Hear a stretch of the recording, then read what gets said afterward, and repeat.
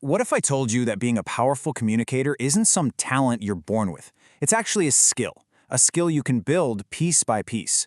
In this explainer, we're going to open up the playbook to master 3 core skills: listening, speaking, and really, truly understanding. Oh man, we have all been there. That feeling, right? Your heart is just pounding in your chest before you have to give a presentation. Or you suddenly snap back to reality and realize you've completely zoned out through an entire lecture. You've heard the words, sure, but you haven't listened. These are such common feelings, but they absolutely do not have to be your default state. So, where do we start? Well, not with speaking, funnily enough, but with its foundation, listening. And I'm not talking about just letting sound waves hit your eardrums. We're talking about active, focused listening. And trust me, it's a total game changer. Okay, let's break down the fundamental difference here. Hearing, that's totally passive. It's just sound waves hitting your ears, kind of like background noise. But listening is an active sport. It takes conscious effort, real focus, and a genuine desire to understand what's being said. One just happens to you, the other is a choice you actively make. So how do you actually choose to listen? Well, it breaks down into 4 really practical steps. First, you got to know your why. This is what sets your focus. Are you listening for instructions, or is this going to be on a test? Second, hunt for the core facts. The classic who, what, where, when, why, and how. That gives you the skeleton of the information. Third, take smart notes. Write down new words, key ideas, and questions that pop into your head. This keeps your brain locked in. And finally, and this is so important, make it your own. Summarize what you heard in your own words, because if you can't explain it simply, you probably haven't really understood it yet. And remember, listening is not just about the words, it's about decoding the entire message. Great listeners are like communication detectives. They're paying attention to body language and tone of voice. They're not afraid to ask for clarification. And crucially, they listen to understand, not just to wait for their turn to talk. All right, now once you've started to master listening, you have truly earned the right to speak. So let's flip to the other side of the coin, finding your voice. This is all about speaking with confidence and making sure your ideas don't just get said, they actually get heard. Are you noticing a pattern here? The very first step to being a good speaker is being a good listener. Before you even open your mouth, you should have already been listening, thinking, and planning how your contribution can actually add value. It's all about being intentional, not just reactive. And when it is your turn, how you deliver your message matters a lot. You want to speak clearly, stay on point, and back up what you say with facts or examples. But don't forget the nonverbals. Making eye contact and using purposeful gestures can make your message twice as powerful. It really shows you believe in what you're saying.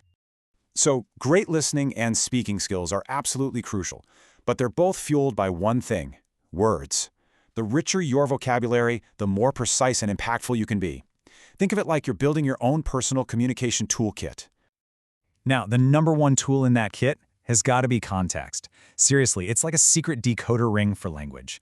The words, the sentences, even the physical location around a word you don't know, they all give you these powerful clues to its meaning, often without ever needing to pull out a dictionary.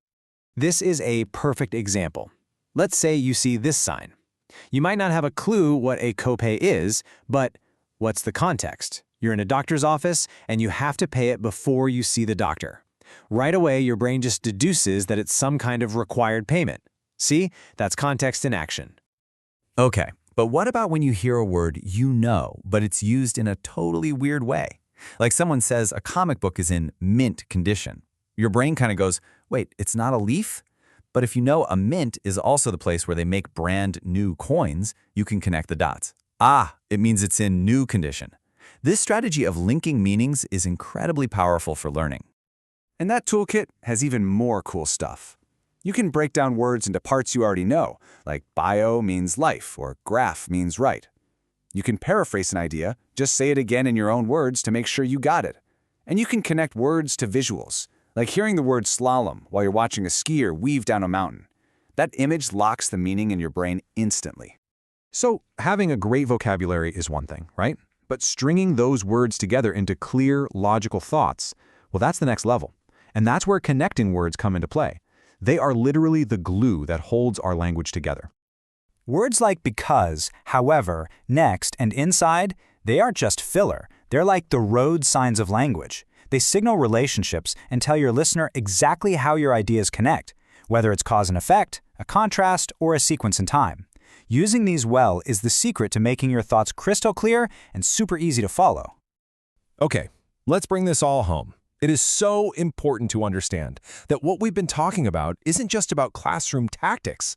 Listening, speaking, and building your vocabulary, these are lifelong advantages that are going to serve you way, way beyond any test or assignment. So here's the most crucial point of all. Stop thinking of great communicators as people who were just born with it. They weren't. They built their skills through conscious, deliberate practice, just like an athlete trains for a sport or a musician practices an instrument. And you can too. When it comes right down to it, it all boils down to these 3 pillars. Listen with the real intent to understand. Speak with the intent to add value. And constantly, with curiosity, build your personal toolkit of words. That, right there, is the playbook. But listen, information is only powerful if you actually act on it. So, what's the one skill from this playbook that you'll consciously practice today? Are you going to hunt for the 5 W's in your next conversation? Or maybe take a beat to plan your thoughts before you speak up? Pick one, because mastery starts right now.